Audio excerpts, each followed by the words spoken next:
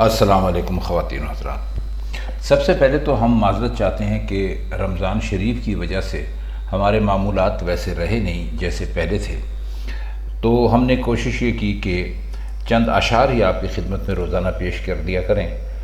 روزانہ کی بنیاد پر جو ہم ایک غزل لگاتے تھے وہ نہیں لگ سکی، جس کے لیے معذرت خواہ ہیں۔ اب بیچ میں دوستوں نے فرمائش کی میر تقی میر کے لیے، تو کچھ کلام ہم نے میر تقی میر کا بھی لگایا اور یہ سلسلہ انشاءاللہ جاری رہے گا، لیکن ابھی چونکہ دیوان غالب سے کام مکمل نہیں ہوا تھا تو ہم نے سوچا کہ اس کو بھی ساتھ ساتھ چلاتے رہیں۔ تو آج مرزا غالب کی جو غزل ہم نے منتخب کی ہے اس کا پہلا شعر ہے: کوئی دن گر زندگانی اور ہے، اپنے جی میں ہم نے ٹھانی اور ہے۔ گر کا مطلب ہے اگر، اور جی میں ٹھاننے کا مطلب ہوتا ہے پختہ ارادہ کر لینا۔ زندگانی آپ جانتے ہیں کسے کہتے ہیں؟ زندگانی کہتے ہیں زندگی کو۔ تو اس شعر کی شرح غالب نے اپنے ایک شاگرد کے کہنے پر خود کی تھی، تو اس سے اعلیٰ شرح تو کوئی ہو ہی نہیں سکتی، تو ہم مرزا غالب کی ہوئی شرح لفظ بلفظ آپ کی خدمت میں پیش کیے دیتے ہیں، اور اس شرح پر کسی کو کوئی اعتراض نہیں ہو سکتا کیونکہ یہ حضرت غالب نے خود کی تھی۔ فرماتے ہیں کہ اس میں کوئی مشکل نہیں ہے، جو لفظ ہیں وہی معنی ہیں۔ شاعر اپنا ارادہ کیوں بتائے کہ میں کیا کروں گا، بس وہ گول مول لفظوں میں کہتا ہے کہ کچھ کروں گا ضرور۔ خدا جانے شہر میں یا شہر کے آس پاس میں کوئی تکیہ بنا کر فقیر ہو کر بیٹھ جاؤں گا، یا ہو سکتا ہے میں پردیس چلا جاؤں۔ تو یہ جو ہے کہ کوئی دن زندگانی اور ہے کا مطلب یہ کہ ایک تو شاعر اپنی زندگی سے مایوس بھی ہے، کہتا ہے کہ اگر رہ گئے زندہ تو اب ہم نے ارادہ کیا ہے کہ بھائی ہو سکتا ہے ہم شہر میں نہ رہیں، ہو سکتا ہے ہم دنیا چھوڑ دیں، ایک فقیر کی زندگی اختیار کر لیں، ایک مسکین کی زندگی اختیار کر لیں، دنیا سے بالکل ہی لا تعلق ہی اختیار کر لیں، ہم کہہ دیں کہ بھائی ہمارا اس دنیا کے ساتھ اب کوئی تعلق نہیں ہے۔ تو یہ ہم نے شاعر کے طور پہ یہ بات بڑی ہم نے گول مول سی رکھی ہے، بس جی میں ٹھانی اور ہے۔ ٹھانی اور ہے کا مطلب ہے کہ بھئی اس مرتبہ ہمارا ارادہ کچھ اور ہی ہے۔ اگلا شعر ہے شعر نمبر 2: آتش دوزخ میں یہ گرمی کہاں، سوز غم ہائے نہانی اور ہے۔ آتش آپ جانتے ہیں آگ کو کہتے ہیں، دوزخ کا معنی کرنے کی ضرورت نہیں ہے۔ سوز کہتے ہیں جلانے کو، اور غم ہائے جمع ہے غم کی، یعنی اگر ایک لفظ ہوگا غم اور اس کی اگر ہم جمع کرنا چاہیں گے تو غم ہائے کہیں گے۔ ویسے عام اردو میں ہم لوگ غموں بھی کہہ دیتے ہیں، غم کی جمع غموں، غموں نے مجھے پریشان کر دیا ہے۔ تو ویسے جو اس کی اچھی اردو میں جو اس کی جمع ہے وہ غم ہائے ہے، یہ فارسی سے لیا گیا ہے۔ تو نہانی کا مطلب ہوتا ہے چھپا ہوا۔ نہا آپ جانتے ہیں، نہا کہتے ہیں چھپے ہوئے کو، تو یہاں سے سوز غم ہائے نہانی اور ہے، تو انہوں نے اسی سے اس لفظ کو لیا ہے، نہانی یعنی چھپا ہوا۔ فرماتے یہ ہیں کہ دوزخ کی جو آگ ہے اس میں اتنی گرمی کہاں ہو سکتی ہے، جو گرمی کے چھپے ہوئے غموں کی جلن میں ہو سکتی ہے، یعنی دوزخ کی آگ اس کا مقابلہ نہیں کر سکتی۔ اب یہ ایک طرح سے انہوں نے اس کو اردو میں کہتے ہیں استفہام انکاری، گویا یہ سوال کیا ہے کہ بھئی آتش دوزخ جو ہے وہ اتنی گرم کہاں ہو سکتی ہے، سوز غم ہائے نہانی اور ہے۔ آپ نے یہ بھی دیکھا ہوگا کہ جب آپ انسان کے جسم میں کوئی زخم لگ جاتا ہے تو اس میں ایک طرح کی جلن سی ہوتی ہے، چبھن سی ہوتی ہے۔ تو غم جو ہیں وہ زخموں کی طرح ہی ہوتے ہیں، جو تپک دیتے رہتے ہیں، تکلیف دیتے رہتے ہیں، انسان کو پریشان رکھتے ہیں، بے چین رکھتے ہیں، مضطرب رکھتے ہیں۔ تو وہ ایک تو اس کی طرف اشارہ ہے، اور دوسرے جب انسان کو کوئی غم لگا ہوا ہوتا ہے، کوئی پریشانی ہوتی ہے، تو وہ اندر سے جلتا رہتا ہے، کڑتا رہتا ہے، تو اس کی طرف اشارہ کرتے ہوئے فرماتے ہیں کہ ٹھیک ہے، دوزخ میں ہم نے سنا ہے کہ بہت ہی شدید آگ ہوگی، جلا دینے والی آگ ہوگی، لیکن اس آگ میں یہ گرمی کہاں ہو سکتی ہے جو گرمی کے ہمارے جو چھپے ہوئے جو زخم ہے یا جو زخم ہمیں جلاتے ہیں اندر، ہمارے جسم کے اندر چھپے ہوئے ہیں، ہمارے دل میں چھپے ہوئے ہیں، جو تکلیف وہ زخم دیتے ہیں، وہ تکلیف کہتے ہیں کہ ہمیں یقین ہے کہ دوزخ کی جو آگ ہے اس میں نہیں ہو سکتی۔ آئیے اگلا شعر دیکھ لیجئے، شعر نمبر 3 ہے: بارہا دیکھی ہیں ان کی رنجشیں، پر کچھ اب کے سرگرانی اور ہے۔ بارہا کا مطلب ہوتا ہے کئی مرتبہ، بار بار، جو کام کئی مرتبہ ہوا ہو۔ آپ کسی سے کہہ سکتے ہیں کہ میں نے آپ کو بارہا یاد دہانی کرائی، یعنی میں نے آپ کو کئی مرتبہ یاد دہانی کروائی۔ تو بارہا کا مطلب ہوتا ہے بار بار، یعنی جو ایک سے زیادہ مرتبہ ہو، 2 4 6 8 10 مرتبہ بھی ہو سکتا ہے۔ اور رنجش کہتے ہیں خفگی کو، ناراضگی کو۔ آپ نے فراز کا مشہور شعر سنا ہوگا: رنجش ہی سہی دل ہی دکھانے کے لیے آ۔ مطلب یہ کہ بے شک اگر تو ہم سے خفا ہے تو پھر بھی اس کے باوجود بھی اور تو کچھ نہیں کر سکتا، ہمیں محبت نہیں دے سکتا۔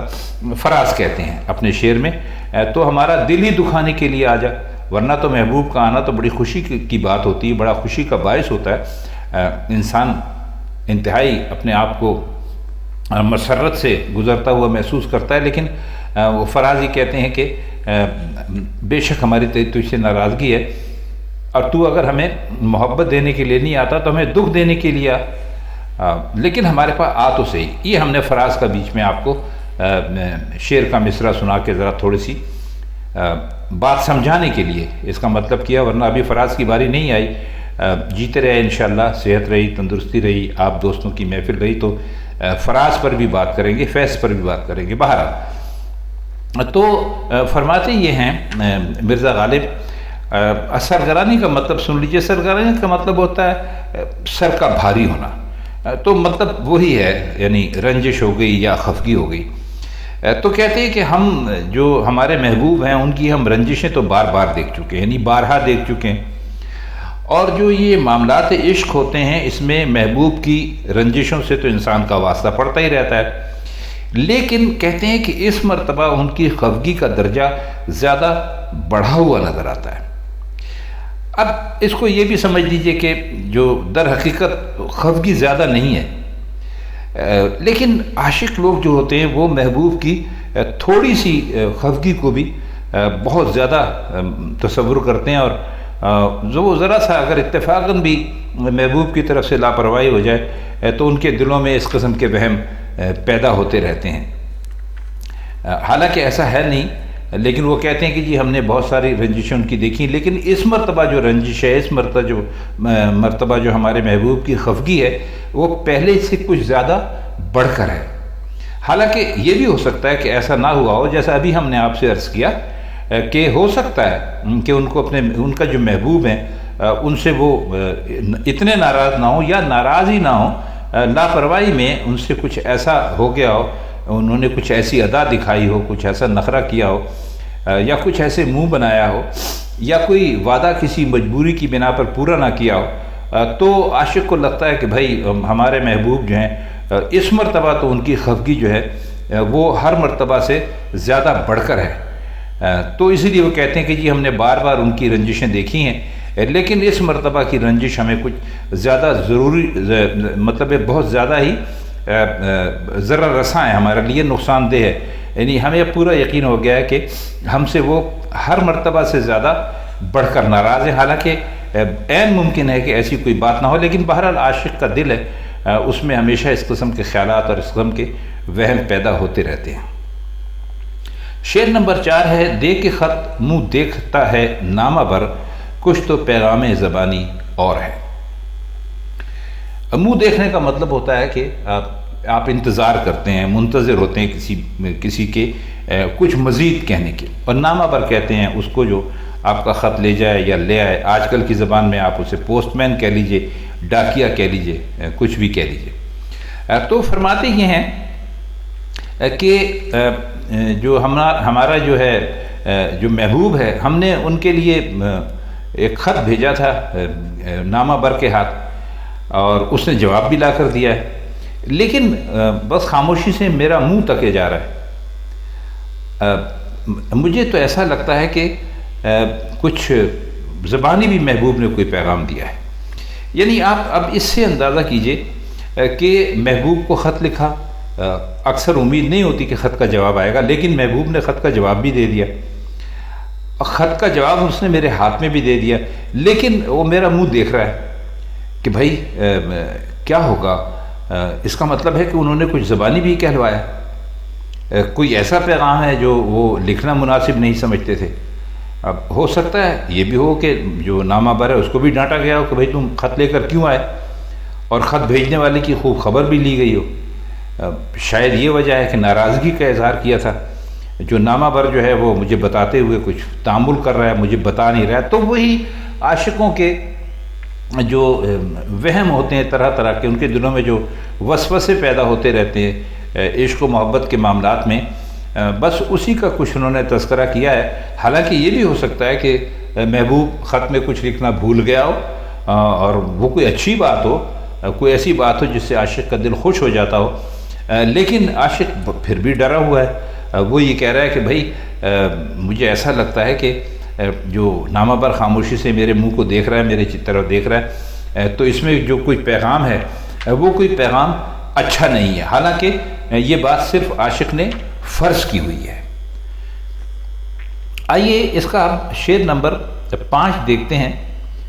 قاطع عمار ہیں اکثر نجوم، وہ بلائے آسمانی اور ہے۔ قاطع کا مطلب ہوتا ہے قطع کرنے والا، کاٹنے والا، اور عمار ہے جمع عمر کی۔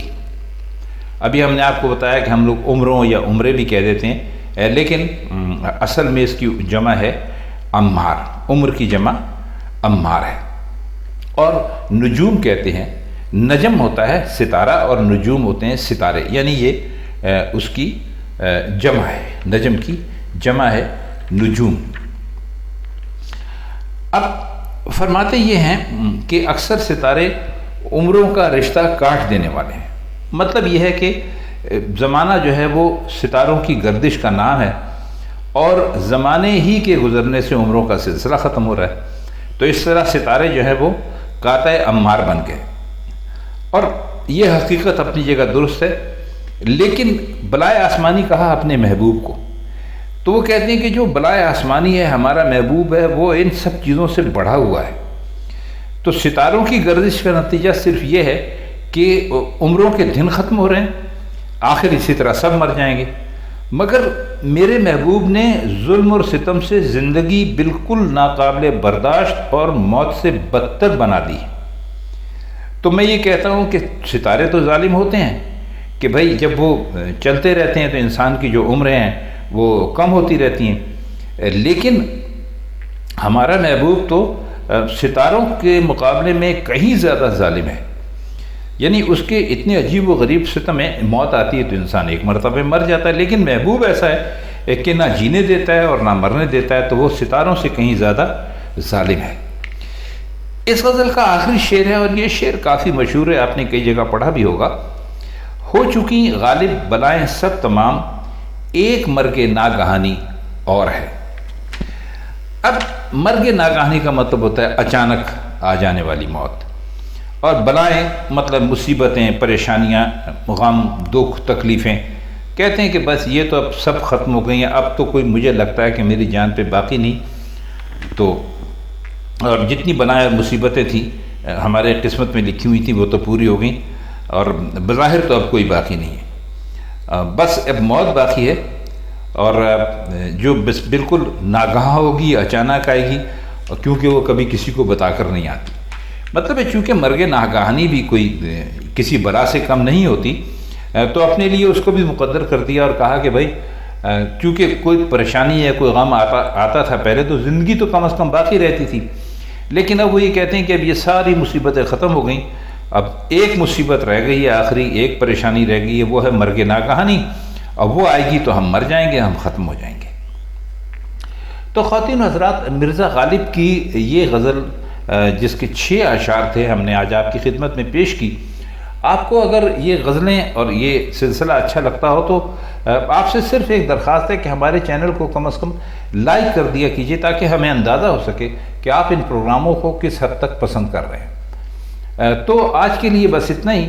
اب کسی اور پرانے شاعر، ہو سکتا ہے میر، ہو سکتا ہے داغ، ہو سکتا ہے مرزا غالب بھی، ان کے کلام کے ساتھ آپ کی خدمت میں پھر حاضر ہوں گے۔ تب تک کے لیے چاہتے ہیں ہم آپ سے اجازت۔ خدا حافظ۔